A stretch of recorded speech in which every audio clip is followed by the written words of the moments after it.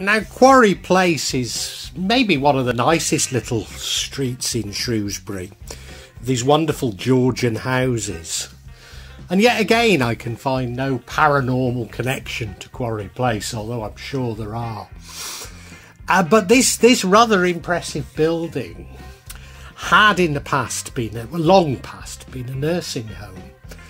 And when I was due to be born, all the hospitals were full.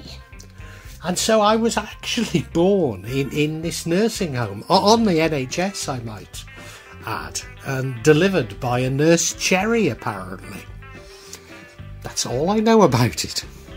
Except I'd say I took some soil from the garden here, and that is under my mattresses both in Java and in Jakarta, because it's meant to be protection from black magic.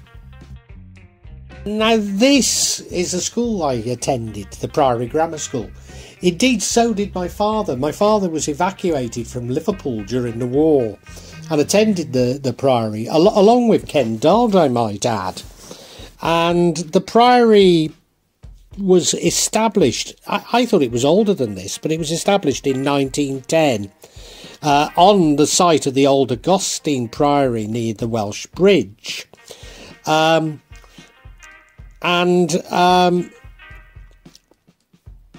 I believe originally the Priory Girls was also a part of it before being moved more or less out of town. So when I attended, and I think when my dad attended, it was an all-boys school. Now, it wasn't a boarding school, it was just a grammar school. It was somewhere that, it wasn't fee-paying. But the atmosphere was very much like Hogwarts without the magic. Or, if you know the film, my favourite film, If, it reminded me an awful lot of that. It seemed to attract sadistic paedophiles as teachers. And I'd love to turn round and say, well, it never did us any harm. But I'm not too certain that would be a correct assessment. In terms of alumni, well, obviously there's Ken Dodd. Ian Hunter, from Mott the Hoople, he went there. I don't remember him. He's a fair bit older than me. I remember his daughter. Christopher Timothy, the actor, also went there. And, loads of people that I was very friendly with attended there. Oh, I should also mention the dungeons. Now, these sort of blocked up steps that you can see leading down to the river were known as the dungeons. And on my first day there, and my father's first day there, new boys were thrown down the steps and spat upon, maybe even peed on, and generally shouted and abused, maybe rocks thrown at them by the older boys. And it was known as an initiation ceremony. As I say, not certain it did us any harm, but maybe it did.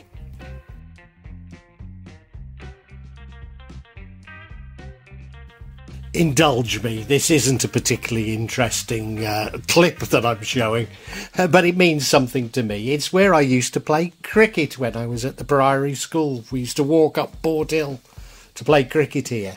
Unfortunately, hay fever got the better of me because at junior school I'd been by far the best batsman at the junior school. Not a very good bowler nor fielder, I might add, but certainly a very strong batsman indeed, thanks to my father practising with me extensively on the lawn in front of our shop. Well, now, indulge me a little again, because this is where I used to play rugby when at school. We had to walk a long way from the school to here. That was an exercise in itself. Now, I was never any good at rugby, but because I was little, they chose me to be hooker. And I remember the first scrum down, and I was facing Nobby Holland. The first thing he did was punch me in the face. I later became quite friendly with Nobby because we used to go to Wigan Casino and yate all-nighters together. But yeah, this is where I used to play rugby.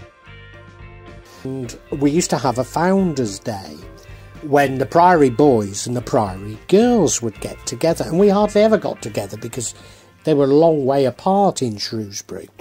So it was the one opportunity we used to have to oogle at the Priory girls. Shrewsbury School is what we call in England a public school. That's an independent boarding school for pupils aged 13 to 18. I thought it was 11 to 18, but apparently it's 13 to 18. And I understand the sixth form now includes girls. Now, of course, the original site was where the library is, and the most famous pupil there was probably Charles Darwin, although maybe you could say it was Sir Philip Sidney. Indeed, it was founded in 1552 by Edward IV, VI by Royal Charter. It had originally been a boarding school for boys. It was a boarding school for boys. Girls were admitted to the sixth form in 2008. It didn't move to the current site, which used to be the Shrewsbury Workhouse, until 1882, so on the other side of the River Severn. It's a Clarendon school, so it means it was mentioned in the Clarendon Report, so it means it's one of the sort of upper-ranking schools in England, although it doesn't have the reputation of some others. Nevertheless, there are some, apart from Charles Darwin and Sir Philip Sidney, there are other very notable pupils. Most of them seem to be sort of, or at least recently, comedians and satirists. So maybe the reason we know of Sir Philip Sidney is because of Michael Palin was an old boy. And I remember a Monty Python sketch making fun of Sir Philip Sidney. Andrew Irvine was part of the 1924 Everest exhibition. Sir Michael Heseltine, former Deputy Prime Minister, is an old boy. And Judge Jeffreys, the first Baron Jeffreys of Wem, better known as Judge Jeffreys, was an old boy. Other notable, Paul Foote, the journalist. Now, I didn't know that. Surprised somewhat. Richard Ingram's the founder of Private Eye. And indeed, what was Willie Rushton? Was he associated with Private Eye? Certainly Willie Rushton's an old boy as well. Sir Peter Davis, the chairman of Sainsbury's. Oh, when I was growing up, Simon D, the DJ. I mean, nobody knows who he is now, but yeah, we were very pleased that Simon D had studied there. The Crown, Omar Ali Bolkai, the Crown Prince of the Sultanate of Brunei. Many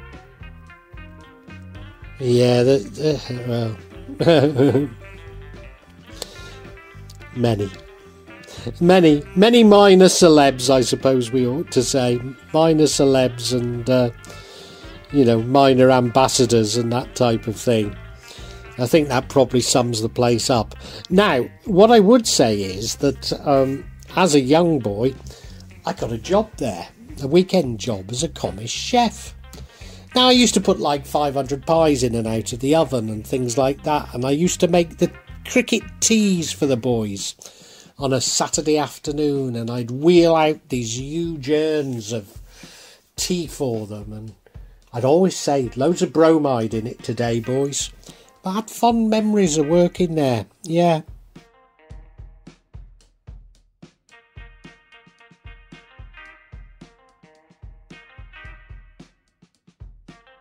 Shrewsbury High School, which used to be Shrewsbury Girls High School, or Shrewsbury High School for girls, I should say. I can find absolutely no ghost stories related to the school, despite me instinctively feeling there should be some.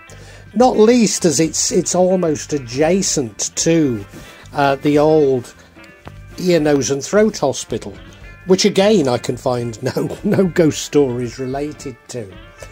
I suppose there is something of a sort of strange story related to it, and that is that during the 1960s, 1970s, early 1970s, female pupils at the school were warned to stay well away from me. Yeah, can you believe it? Now, I understand there were some scurrilous rumours written inside the toilet cubicles at the girls' high school, and I can only assume that the head teacher not only read those, but believed them. And you know, the truth is, I'm just a romantic. I was never the Casanova that I was claimed to be in the cubicles of the toilets of the girls' high school.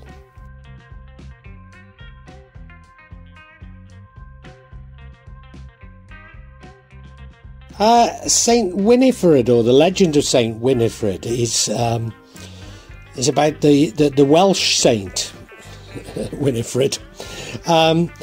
She was a daughter of a chieftain, Tegainl, a Welsh nobleman, and according to the legend, her suitor Caradog was enraged when she decided to become a nun and decapitated her. And a healing spring appeared where her head fell, which is now Holywell, the Holywell Shrine in North Wales. But they put Winifred's head back on her body, and she was restored to life. Caradog himself fell dead on the spot. So, yeah, as I say, it's believed that the shrine at Holywell is where the spring, where this spring of water came from. And it's been a Catholic shrine ever since, very popular indeed. Now, the relationship with Shrewsbury goes back an awful long way. Some of her relics were said to be in the abbey in Shrewsbury. In addition, the school opposite, at the rear entrance of Shrewsbury Cathedral, St Winifred's Convent School was started by the Irish Catholic Sisters of Mercy. In my time it was just a girls' school, but now it admits boys as well. And what can I say about them? The uniform was brown, so it wasn't quite as nice, attractive as the high school girls' uniform, but more so than the Priory girls' green uniform. And the Sisters of Mercy ruthlessly enforced the uniform rules, including that all the girls should wear a brown knickers or panties. Now, something of a cult has grown up about Saint Winifred, particularly surrounding her shrine in Holywell, where it's believed that those bathing in the waters will miraculously be cured of almost anything. And I've actually been there, and it's an absolutely wonderful place to go. It really is.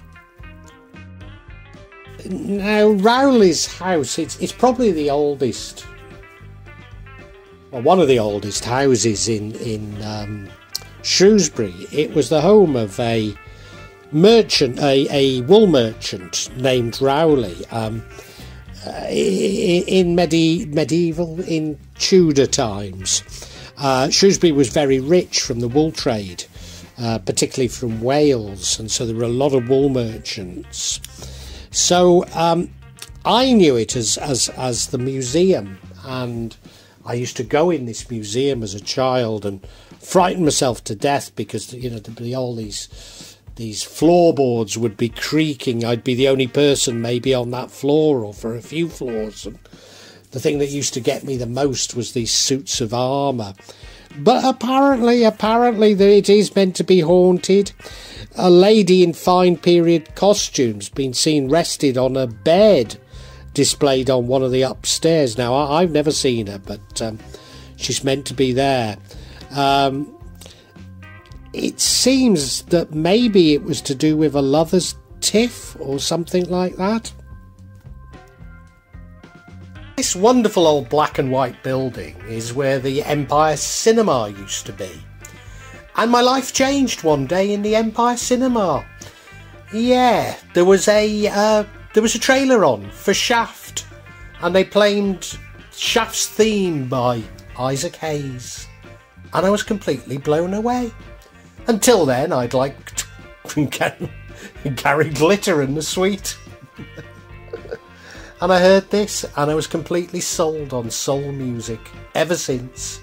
And what a wonderful record to be transformed by it. This is the Yorkshire House pub. Now, that on Friday the 4th of April 1980, at around 1 o'clock in the afternoon, the term modern soul was first coined in this pub.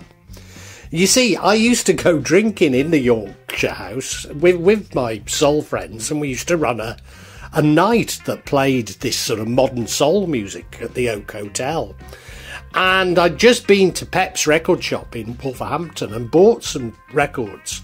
And for the first time, they had 1980 written on them. Up until then, we'd called this sort of music 70s. A branch of Northern Soul, but, you know, this was 70s Northern Soul. But I said, we can't call it 70s anymore. Why don't we call it modern soul? And the rest is history. From this Rockers pub in Shrewsbury. Now, the Boathouse is a pub that's very dear to my heart, on the banks of the River Severn there. And by what is always called the Kingsland Bridge, but I know it as the Suspension Bridge. Why is it dear to my heart? Well, it's the first place I ever had a pint. Yeah, it's a pint of Whitbread mild for £1.10. I remember it very well indeed. And yeah, I used to go in as a young lad, too young, you know. It's got a bit upmarket now, I have to say. Again, it's one of those places where it's hard not to imagine a ghost story about it, but I really can't find any. I remember the tall barman called Long John, and I'm sure he must haunt it in some way, but no, I can find no reference to it whatsoever. But, you know, it's still a charming pub, if a little bit pricey and upmarket nowadays. I was confirmed at St Chad's Church and went on to become a server or altar boy at St Chad's Church. And I still attend it. I still attend it. Despite defining myself as a Muslim, I attend it when I'm in Shrewsbury. Well, I really hope you've enjoyed this vlog. And if you have, can you help me out a little? Subscribe to the channel, hit the bell, and then you'll be notified of future vlogs. But also hit the like button and make a comment. Because these seem to be what determine the YouTube algorithm, and I'm being really punished by it. So whatever help I can get from you is so appreciated. It really is. When I started this, I was going to do it this section, the real magic of Java. I was going to issue maybe every 2-3 months. Now it's happening maybe every 2 or 3 days. So yeah, if you hit the bell, you'll hear about it. And thank you so much. Thank you for listening. Really heartfelt thanks.